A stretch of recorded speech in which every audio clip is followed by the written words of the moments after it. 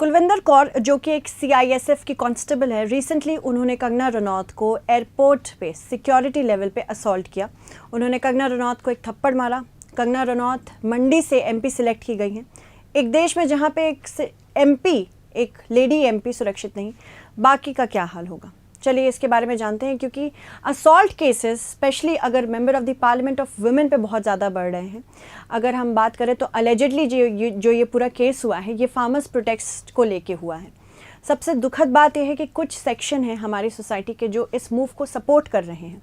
आपके ideological differences हो सकते हैं, आप डिसेंट कर सकते हैं, किसी की बात अगर आपको अच्छी नहीं लगी तो आप उसके खिलाफ केस कर सकते हैं, पर असॉल्ट करना, वो भी ऑन ड्यूटी, ये सबसे गलत बात है। मतलब जो लोग इसे सपोर्ट कर रहे हैं, थोड़ा समझें इस बात को कि आप किसी को भी असॉल्ट नहीं कर सकते, स्पेशली अगर वो एमपी हैं, क्योंकि वो रिप्रेजेंट कर रहे हैं लोगों को, वो रिप्रेजेंटेटिव हैं लोगों के। मतलब आपने जिन्होंने उनको चुना उनके मुंह पे भी थप्पड़ मारा है। कितना सही है? पर्सनल रंजिश निकालने के लिए क्या ये सही है?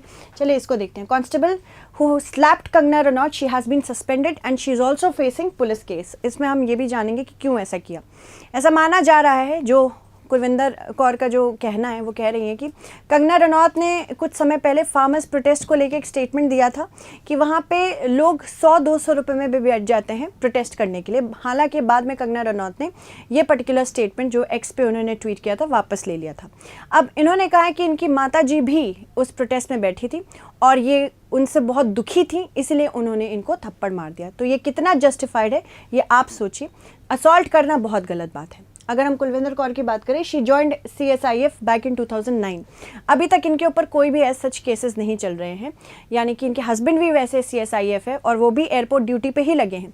इनके खिलाफ कोई भी क्रिमिनल चार्जेस नहीं है। Now Kangana Ranaut has reacted on this, but वो रिएक्शन हमारे एग्जाम के लिए पर्सपेक्टिव से इंपॉर्टेंट नहीं है, बट इसको तुरंत कॉग्निजांस में लिया गया और चंडीगढ़ के superintendent of police KS Sandhu वहाँ पहुँचे और उन्होंने कांस्टेबल से बात की। अभी तो फिलहाल वो सस्पेंडेड है। देखो, क्रिमिनल फोर्स यूज़ किया गया है, यानी कि ये IPC धारा लगेगी इनके ऊपर। IPC में कौन सी धारा लगेगी? एक तो सेक्शन 350 धारा 350 लगेगी इंडियन पीनल कोड की। इसमें तब लगता है जब एक व्यक्ति इंटेंशनली, मतलब उसका पूरा इंटेंशन है फोर्स यूज़ करने का दूसरे व्यक्ति के ऊपर, उस पर्सन के कंसेंट के बिना, साथ ही साथ एक ऑफेंस कमिट करना है ये। और prior intention, with the prior intention कि किस तरह से उस व्यक्ति को हार्म पहुंचे। ठीक है। Thereafter assault with the intent to dishonour a person, यानी किसी की बेइज्जती करना, किसी की मान हानि करना। यहाँ पे भी सेक्शन 355 भी अप्लाई होगा। सेक्शन 355 कहता है कि अगर आपने किसी को असॉल्ट किया है उनकी मान हानि करने के लिए, तो यहाँ पे ये सेक्शन अप्रूव होगा, यहाँ ये सेक्शन लगाया जाएगा। ठीक है। अब यहाँ पे एक पोल कंडक्ट कराया गया था, ये टाइम्स ऑफ इंडिया द्वारा कराया गया है। तो इसमें अगर पूछा गया कि ये जो स्लैप इंसिडेंट है, क्या आप इसे सपोर्ट करते हैं?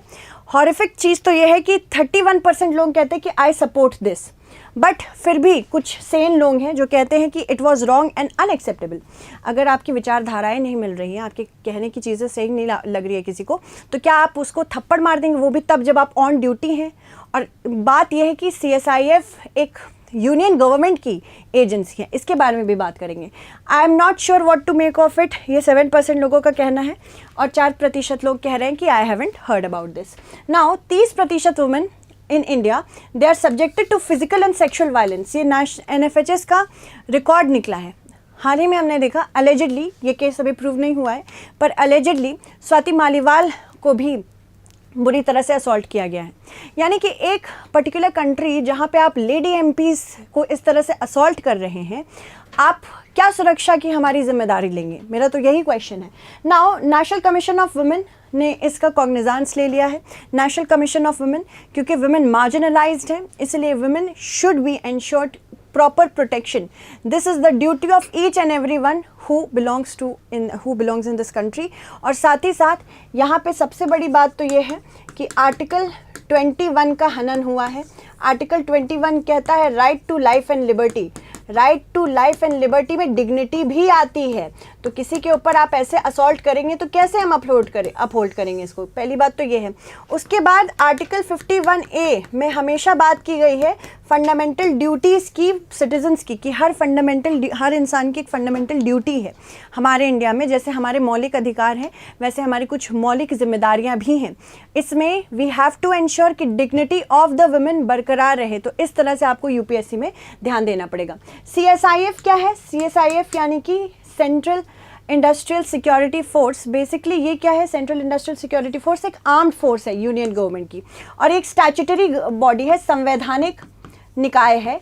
क्यों संवैधानिक क्यों है? क्योंकि एक एक्ट के थ्रू आई है। एक्ट आए थे central industrial security force act of 1968, और 1969 में शुरू हुई। तब इसमें 3129 पर्सनल थे। अभी 2021 तक का डेटा है तो 1,63,000 से भी ऊपर यहाँ पे पर्सनल है।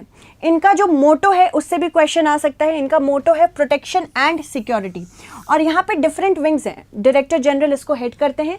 CSIF IPS ऑफिसर द्वारा हेड किया जाता है, यानी कि इंडियन पुलिस सर्विसेज से हेड किया जाता है। डायरेक्टर जनरल का रैंक मिलता है, और इनको IPS officers additional director general के रैंक भी मिलते हैं। ये फोर्स 9 सेक्टर्स में डिवाइडेड है, अलग अलग भागों में इसको विभाजित किया गया है। Airport sector, north sector, north east sector, फिर ईस्ट और west, south training, south east, और बाकी फायर सर्विस विंग।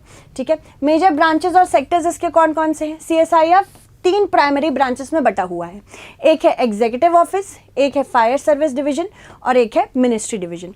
तो आपको क्या लगता है इस इंसिडेंट को हमें किस तरह से देखना चाहिए? ज़रूर मुझे बताइए कमेंट सेक्शन में। धन्यवाद।